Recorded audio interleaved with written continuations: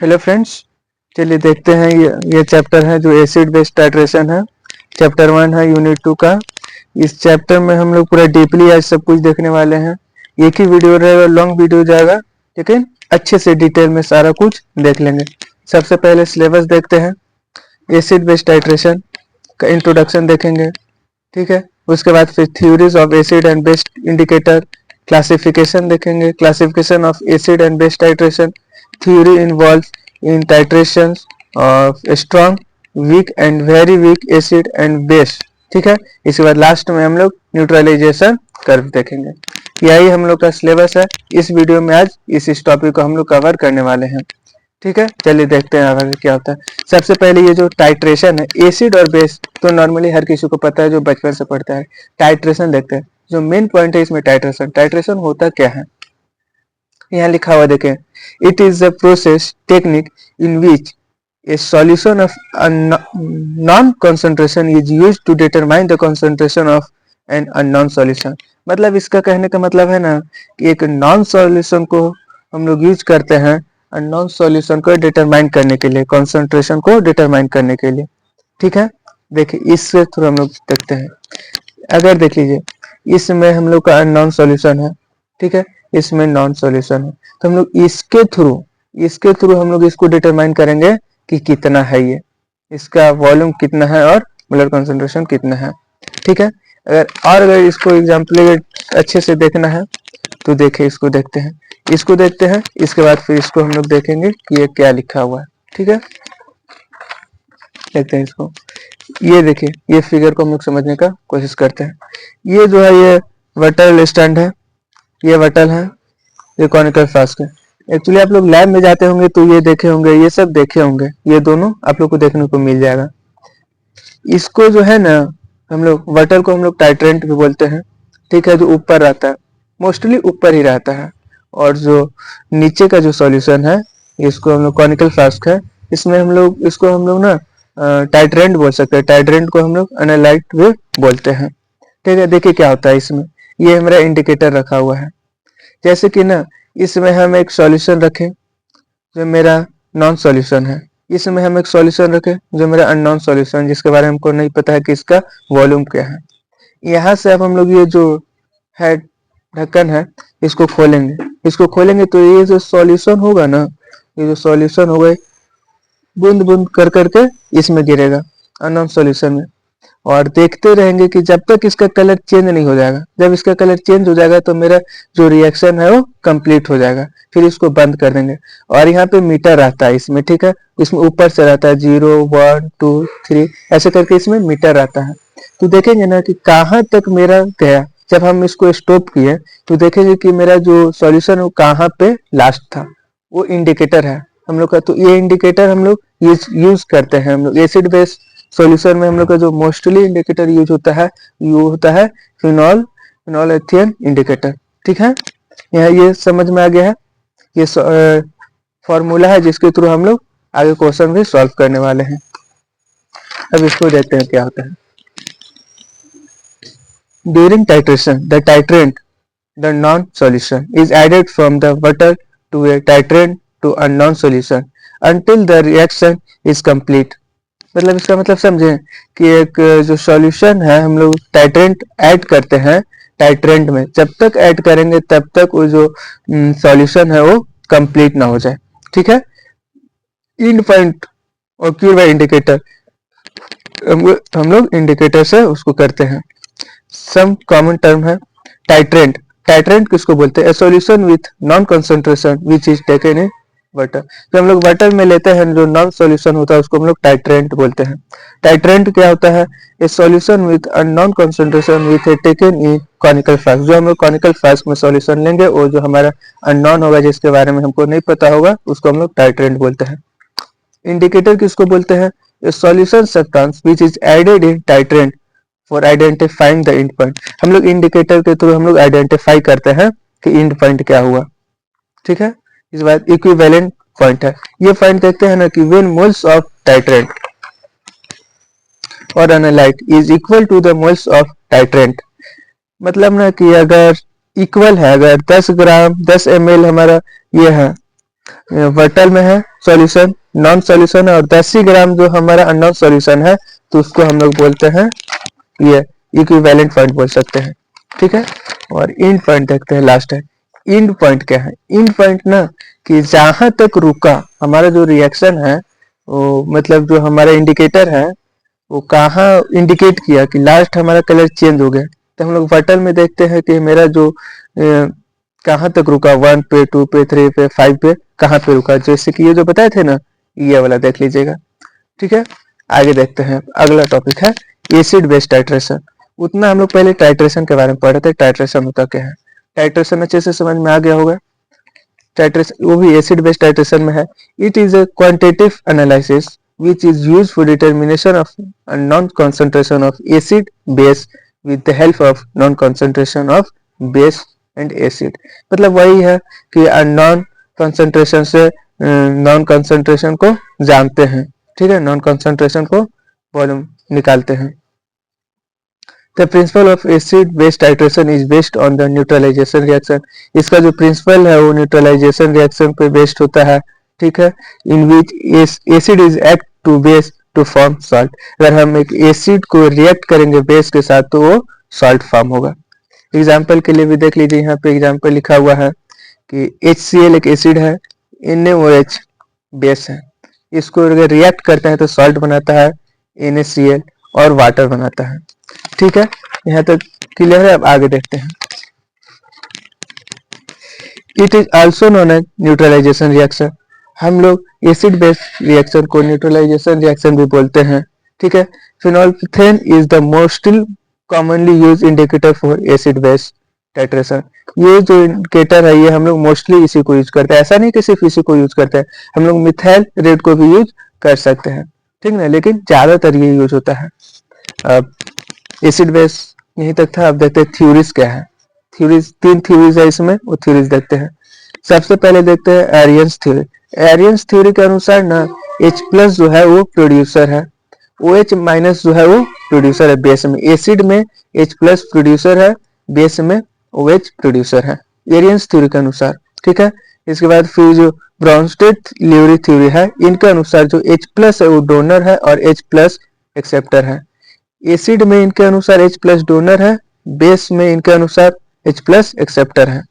Lewis theory के अनुसार जो है ना इलेक्ट्रॉन पेयर एक्सेप्टर, जो एसिड में होता है इलेक्ट्रॉन पेयर एक्सेप्टर होता है और बेस में इलेक्ट्रॉन पेयर डोनर होता है, ये लिविस थ्योरी के अनुसार। ठीक है, अब ना कहीं कहीं पर एक नंबर का क्वेश्चन पूछ देता है ये एसिडोमेट्री एंड एल्कलीमेट्री में डिफिनेशन बताइए, दोनों को डिफाइन कीजिए। देखते हैं क्या है। It is determined of unknown concentration of basic solution by standard acidic solution। समझ गए कि ये डिटरमाइन करता है अननोन सॉल्यूशन कंसंट्रेशन को बेसिक अल्काइन सॉल्यूशन में। ठीक है, स्टैंडर्ड एसिडिक सॉल्यूशन में। ठीक है, इसको देखिए अल्काइमेट्री क्या होता है। It is determine of unknown concentration of acidic solution by standard basic solution. ये भी वही है, बस इसमें ये क्या है ना कि यहाँ पे एसिडिक था, यहाँ पे बेसिक था, यहाँ पे एसिडिक है। ठीक है, और जो आता है जो स्टैंडर्ड सॉल्यूशन होता है, इसका बेसिक स्टैंडर्ड सॉल्यूशन होगा, इसका एसिडिक सॉल्यूशन चेंज होगा, मतलब ये बस थोड़ा सा चेंज हो जाएगा। ठीक है, अब इंडिकेटर के बारे में थोड़ा और हम लोग डीपली में जाते हैं। theories of indicator, these are those substances which are used to titration for determine end point by changing color of solution, phenolphthalein, methyl red etc। ठीक है, मतलब इसका वही हुआ जो पहले मैं आपको बताया था कि इंडिकेटर डिटरमाइन करता है कलर कब चेंज हुआ। जब कलर चेंज हो जाएगा आप उसको बंद कर दीजिए।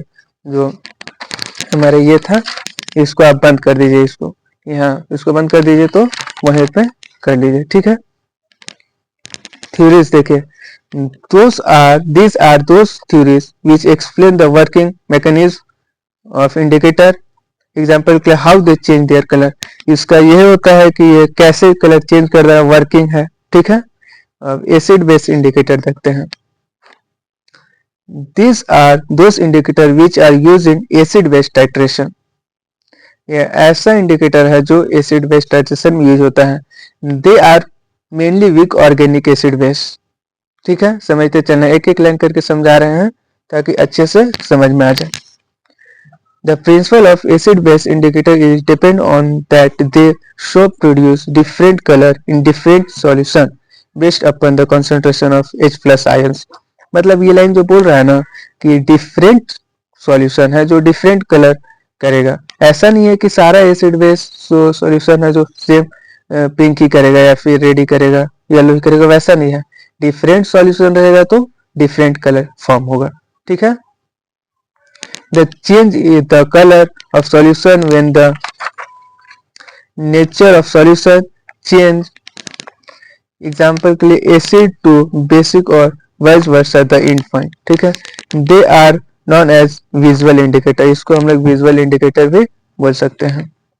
ये एग्जाम्पल दिया हुआ है, देख लीजिएगा। मिथाइल ऑरेंज है, पी नाइट्रोफिनॉल है। थ्योरी से देखिए, इसमें मेनली 2 थ्योरीज दिया हुआ है ये चैप्टर में जो हम लोग को पढ़ना है। पहला है जो ओस्वाल्ड थ्योरी है और दूसरा कोहेनॉट थ्योरी है। ओस्वाल्ड थ्योरी देखते हैं क्या होता है। According to this theory, indicators are generally weak acid or weak base, and they change their color on the basis of their ionization state।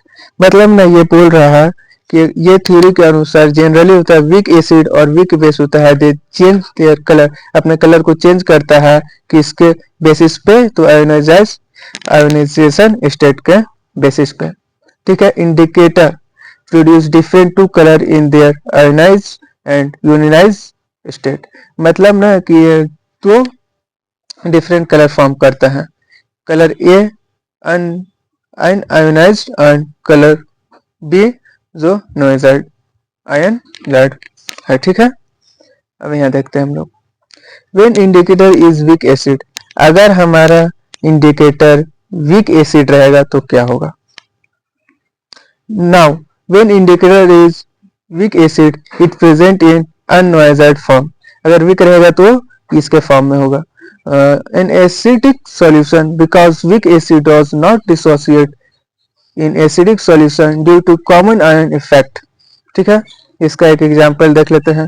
देखिए जैसे कि एग्जांपल है ये फिनोल्फिथलीन, इसका हम लोग शॉर्ट फॉर्म में HPH लिखते हैं जो वीक एसिड होता है, तो हम लोग वीक एसिड का बात भी कर रहे हैं। यहाँ पे चलिए देखते हैं, ये अनआयोनाइज्ड कलरलेस है, अगर इसको H plus ions plus pH minus इसको करेंगे तो आयोनाइज्ड फॉर्म हो जाएगा, जो ये पिंक कलर के फॉर्म में आएगा, जो ये बेसिक है और ये एसिडिक है, ठीक है।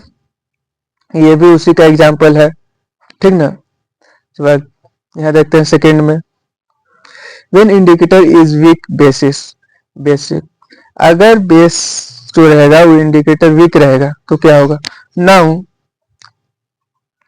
When indicator is weak basis it present in unionised form in basic solution and unionised form in acidic solution, ठीक है। इसका बहुत आसान सा लैंग्वेज में लिखा हुआ है, इसका एग्जांपल देखते हैं। एग्जांपल में क्या है ना कि मिथाइल ऑरेंज MeOH इसका शॉर्ट फॉर्म है, केमिकल नेम है, ठीक है।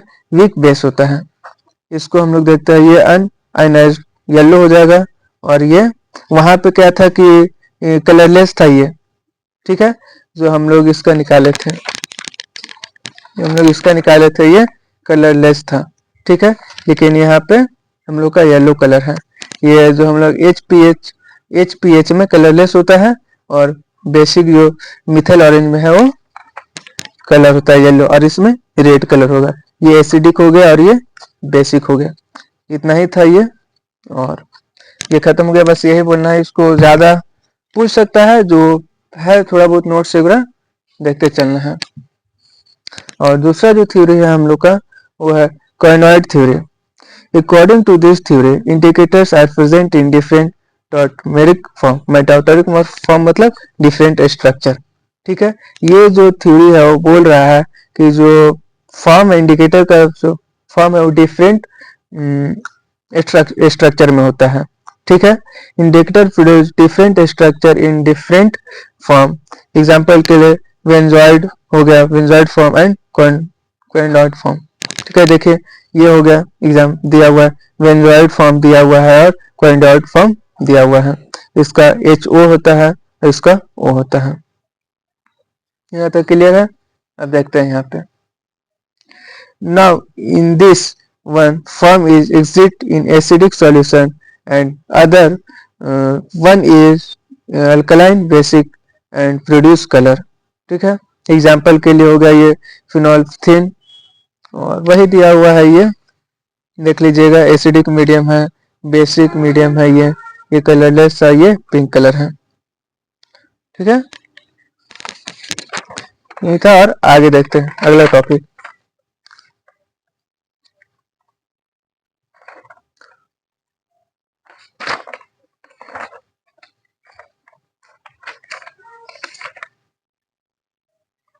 ये दो देख लेते हैं हम लोग ना।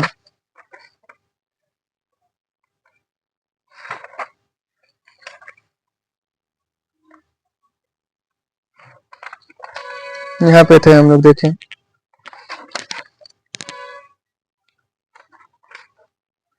एक मिनट वेट कीजिएगा। हाँ, अब हम लोग क्लासिफिकेशन देखेंगे, ठीक ना। यहाँ जो दोनों थ्योरी था हम लोग का खत्म हो गया है, अब हम लोग क्लासिफिकेशन देखेंगे। जो क्लासिफिकेशन था ना यहाँ पे, classification of acid base titration, हाँ ये हम लोग अभी देखने वाले हैं यहाँ तक। ठीक है, चलिए देखते हैं classification of acid base titration. Acid base titration is based on the neutralisation reaction. ठीक है, ये पहले ही बताया था कि ये न्यूट्रलाइजेशन रिएक्शन के ऊपर बेस्ड होता है। In which acid is react with base and form salt. Acid react करता है बेस के साथ और फॉर्म सॉल्ट करता है। देखिए, अब इसमें चार चीज होता है, ठीक ना। पहला होता है स्ट्रॉन्ग एसिड, दूसरा स्ट्रॉन्ग बेस, इसके बाद फिर होता है वीक एसिड और वीक बेस। ठीक है, इसको देखते हैं। सबसे पहले चारों को देखते क्या होता है। स्ट्रॉन्ग एसिड, आज इसमें बस इतना समझ लीजिएगा ना, वो स्ट्रॉन्ग सॉल्यूशन में ना डिसोसिएशन होता है और वीक सॉल्यूशन में डिसोसिएशन नहीं होता है। बस यही चीज आप लोग को ध्यान रखना है। अगर अगर बोल दिया कि स्ट्रॉन्ग एसिड है, जहां पे स्ट्रॉन्ग आ गया वहां पे समझ जाना कि डिसोसिएशन पूरा डिसॉल्व हो जाएगा, और अगर वीक जो सॉल्यूशन है उसमें पार्शियली डिसॉल्व होता है, पूरा डिसॉल्व नहीं होता है। इसमें देख लेते हैं, देखिए क्या बोल रहा है।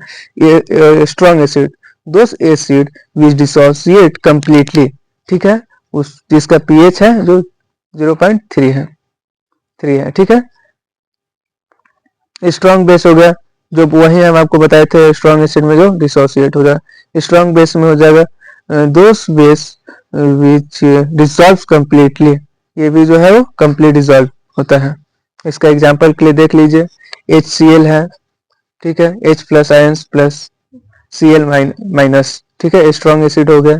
NaOH है, Na plus ions plus OH minus, strong base हो गया।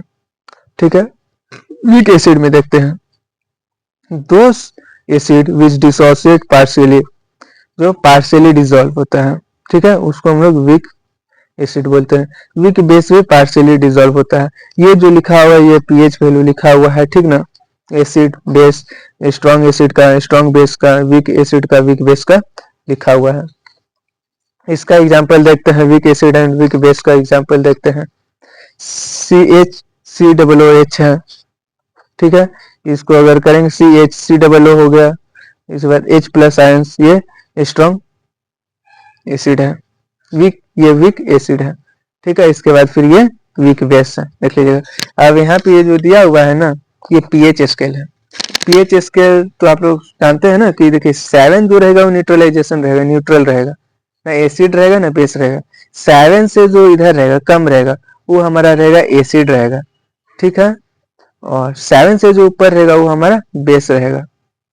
ये तक ठीक है। अब देखिए 0 से लेके 3 तक जो रहेगा वो स्ट्रॉन्ग एसिड रहेगा, 0 से लेकर 3 तक स्ट्रॉन्ग एसिड रहेगा, और 4 से लेकर 6 तक ये वीक एसिड रहेगा। ठीक है, और यहीं पे ऐसे ही है, 8 से लेकर 10 तक ये जो रहेगा वीक बेस रहेगा, और 11 से लेकर 14 तक जो रहेगा हमारा स्ट्रॉन्ग बेस रहेगा। ठीक है, ये ध्यान में रखिएगा। अब यही जो चार था ना, देखिए क्लासिफिकेशन अब देखते हैं अच्छे से। ये तो बस weak acid weak base, strong acid strong base देख रहे थे।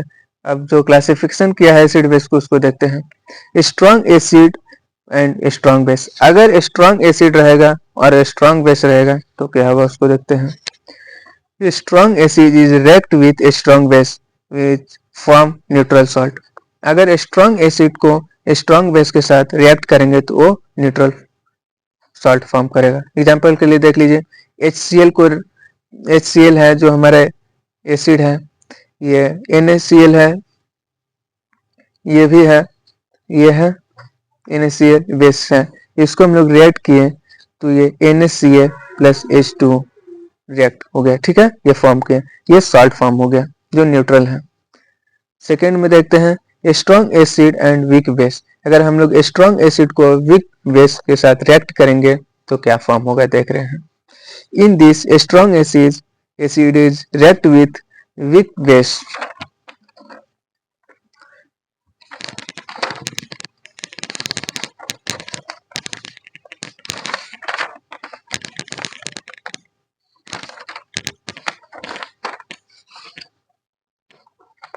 एक मिनट वेट कीजिएगा।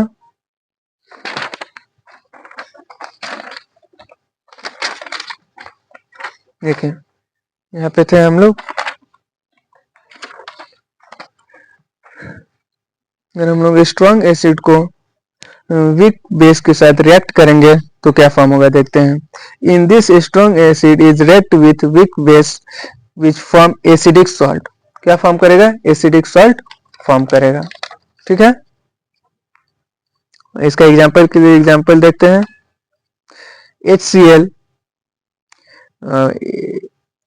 NH4OH, अगर दोनों को रिएक्ट करेंगे तो ये फॉर्म होगा NH4Cl plus H2, aluminium chloride plus water form होगा। हाइड्रोक्लोरिक एसिड को अगर और एल्युमिनियम हाइड्रोक्साइड को फॉर्म करेंगे तो रिएक्ट करेंगे तो ये हमारा फॉर्म होगा, ठीक है। ये एसिडिक सॉल्ट है, ये एसिडिक सॉल्ट है। हम लोग जो पहले किए थे वो हम लोग का ये था, एसिडिक सॉल्ट नहीं था, ये ठीक है। आगे देखते हैं थर्ड पॉइंट क्या लिखा हुआ। थर्ड पॉइंट है कि weak acid react with strong base. अगर वीक एसिड को स्ट्रॉन्ग बेस के साथ रिएक्ट करेंगे तो फिर क्या होगा। In this weak acid is react with strong base which form alkaline base salt, ठीक है। इसका एग्जांपल देख लेते हैं, यह है एग्जांपल। CH3COOH प्लस NaOH को अगर रिएक्ट करें एसिटिक एसिड को रिएक्ट और एसिटिक एसिड और सोडियम हाइड्रोक्साइड को रिएक्ट किए हैं तो हमारा फॉर्म आया, जो हमारा फॉर्म हुआ है वो है सोडियम एक्सरेट, ठीक है। चौथा देखते हैं, लास्ट पॉइंट है। इसको ना आप लोग अच्छे से देखते चलिएगा, अच्छे से समझते चलिएगा तो ही समझ में आएगा। थोड़ा डिफिकल्ट है बट आसान है, अगर अच्छे से समझिएगा तो समझ में आ जाएगा। Weak acid and weak base, इसको देखते हैं। अगर हम लोग वीक एसिड को वीक बेस के साथ रिएक्ट करेंगे तो क्या होगा। In this weak acid is react with weak base form neutral salt. Acetic acid को अगर एसिटिक एसिड और एमोनियम हाइड्रोक्साइड को रिएक्ट किए तो हमारा एमोनियम ऑक्टेट आया, ठीक है। यहीं तक था। लास्ट टॉपिक बचा हुआ है। आई थिंक वीडियो बहुत ज्यादा लंबा चला गया है। कोशिश करते हैं कि अच्छे से कम टाइम में समझाकर वीडियो को खत्म करें। देखते हैं क्या है अगला, न्यूट्रलाइजेशन कर्व। ये इंपॉर्टेंट पॉइंट है, 10 नंबर का क्वेश्चन पूछता है, पूछ सकता है कि इसको डीपली बताइए क्या है और क्या नहीं है। During acid base titration acid is neutralise by base, ठीक है। एसिड बेस टाइट्रेशन में जो होता है, एसिड जो है न्यूट्रलाइज होता है वो बेस का, मतलब एसिड रिएक्ट होता है बेस का। Now that time during titration the pH of acid is change when base is added in it. ये बोल रहा है कि टाइट्रेशन के टाइम में पीएच जो है वो चेंज होता रहता है अगर हम लोग बेस को ऐड करते हैं सॉल्यूशन इट में तो एसिड में तो, ठीक है। So neutralization curve are those graph where in which pH is plotted against the volume of alkali base added during titration, ठीक है। In case when base is neutralized, POH is plotted against the volume of acid added. ये सब जो हम लोग add कर रहे हैं ना वो बताया जा रहा है। इसको अगर हम इसके थ्रू फिगर के थ्रू बताएंगे तो अच्छे से समझ में आ जाएगा। It is also known as titration curve. देखिए इसमें क्या बोला गया है, आप इसको समझने की कोशिश करते हैं। ये हमारा बेस है, ठीक है, और ये एसिड है। ये हमारा जो है ये देखिए, ये जो हमारा है टाइट्रेंट है, ठीक है, और ये जो है हमारा ये है टाइट्रेंट है। इस ये हमारा नॉन सॉल्यूशन हो गया, ये हमारा है अननोन सॉल्यूशन, ठीक है। इससे हम लोग इसमें डालेंगे और पीएच देखिए, अगर मान लीजिए इसमें बूंद गया, ठीक है, ये सॉल्यूशन इसमें गया तो इसका पीएच जो वैल्यू है ना वो चेंज होते रहेगा, इसका पीएच वैल्यू चेंज हो जाएगा, समझे। यही चीज बताया गया है। जैसे कि इसका जो हमारा ये सॉल्यूशन था ये 5 ml, ठीक है ना, 5 ml था। इसको हम लोग इसको किए तो ये हो गया 6 ml। तो 6 ml हो गया तो जो पीएच वैल्यू है तो चेंज तो हुआ ना कि 5 से 6 चला गया तो चेंज हो गया। वही चीज इसमें बताया गया है, ठीक ना। आगे देखते हैं, ये चीज है यहाँ पे।